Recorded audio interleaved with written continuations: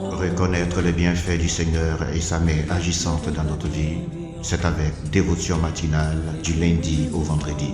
Je suis Pierre Claver Gossou. Suivez-moi, je vous invite.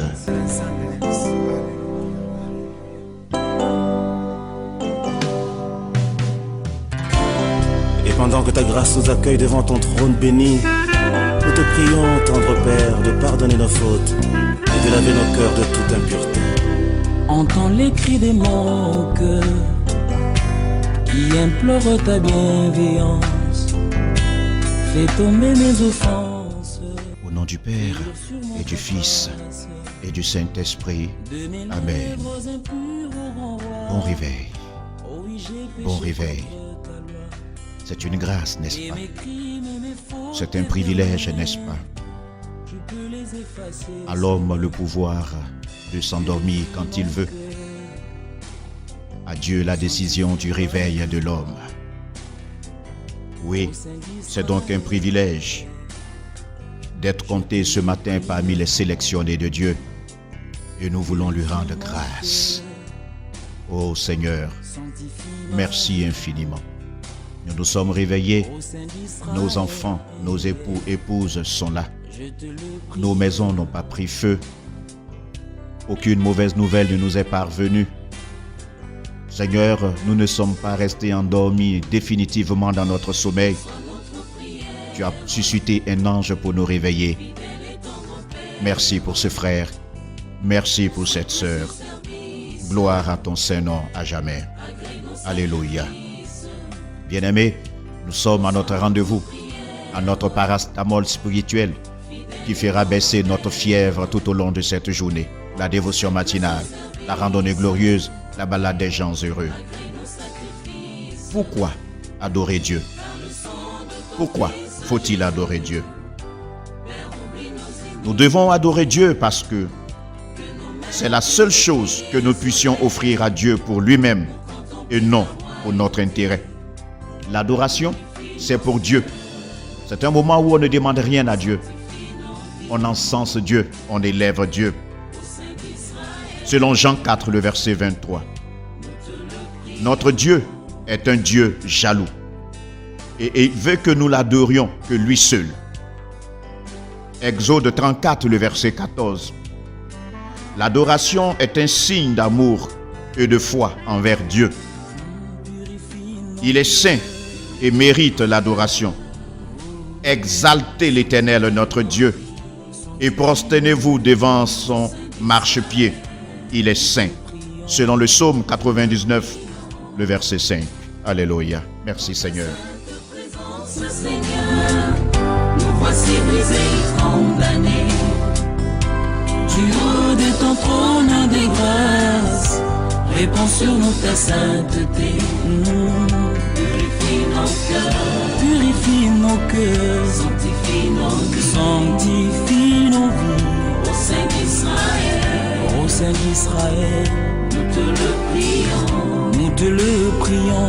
Purifie nos cœurs, purifie nos cœurs, sanctifie nos vies, sanctifie nos vies. Ô Saint d'Israël, ô Saint d'Israël, nous te le prions.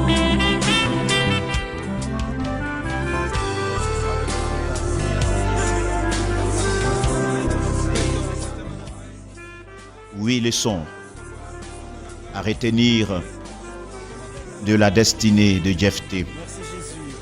L'histoire de Jephthé se trouve en Juges 11, le verset 9, le verset 1 au verset 9. Bien-aimés, il est important que nous puissions retenir les leçons sur le chemin de notre destinée. Et à la lumière, à l'école de la destinée de Jephthé, nous voulons retenir ces 8 leçons. La première leçon que nous retenons de Jephthé, c'est la patience, nous l'avons vu hier. La deuxième leçon, voyons-la ensemble aujourd'hui.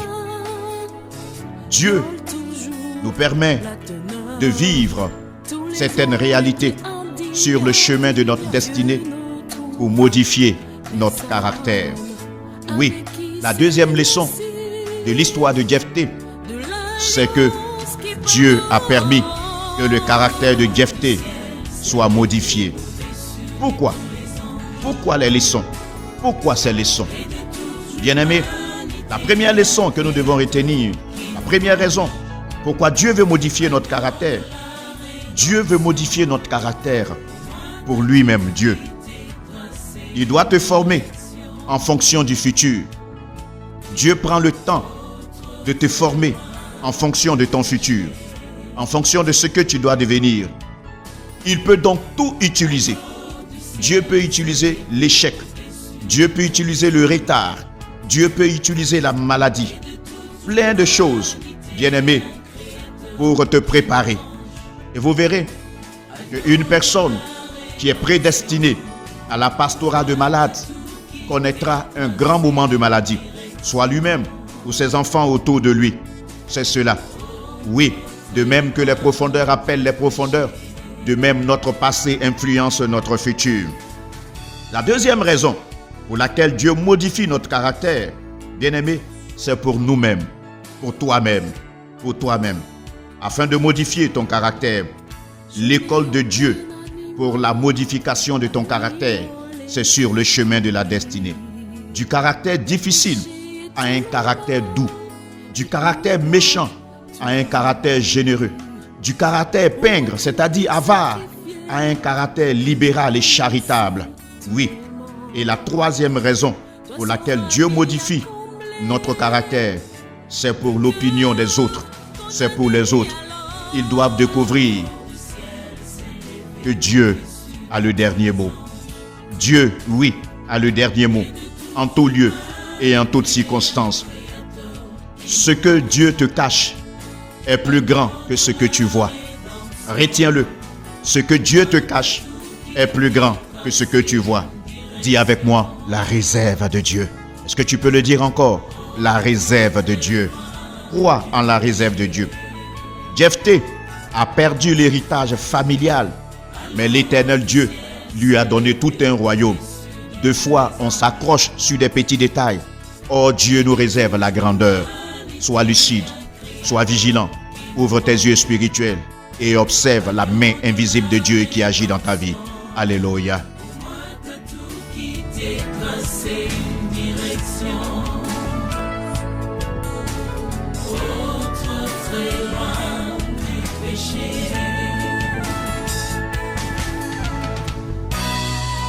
C'est au Golgotha, ta couronne est roi des rois, mon bouclier de combat me rend saint devant toi.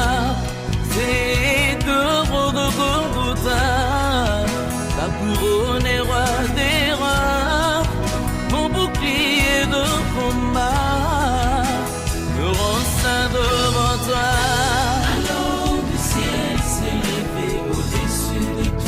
Au-dessus de tous les ans et de toute l'humanité, un créateur qui nous rend. Bien-aimé, c'est l'heure de la recommandation de notre journée. Je veux te dire, ce que tu vois là est petit. Ce que tu vis là n'est rien à comparer à ce que Dieu te réserve. La Bible dit, concernant l'histoire de Jephthé, quelque temps après, bien-aimé, ce que tu vis, c'est pour un temps, ça passera. Toutes choses passent, sauf la parole de Dieu qui reste. Dans peu de temps, Dieu te surprendra. Je prie donc que avant ta mort, que tu voies la main de Dieu agissante et que tu coules des larmes de joie au nom de Jésus. Avant ta mort, ça viendra. Ce que tu attends viendra. Ce dont tu rêves viendra. Avant ta mort, Dieu te surprendra. Dans le nom de notre Seigneur Jésus-Christ. Dieu a l'art de bouleverser les histoires. Dieu a l'art de bouleverser les verdicts. Dieu le fera. Il a cet art-là. Il va bouleverser ton histoire. Il va bouleverser les verdicts des médecins, des personnes qui ont parlé négativement sur ta vie. Il les bouleversera. Regarde, cette journée s'achève et réjouis-toi. Dieu s'approche de toi. Dieu arrive. Alléluia. Excellente journée à toi. C'était ton frère Pierre Claver Gossou pour la dévotion matinale. Rendez-vous demain, même heure et même fidélité. N'oublie pas surtout de partager ce direct.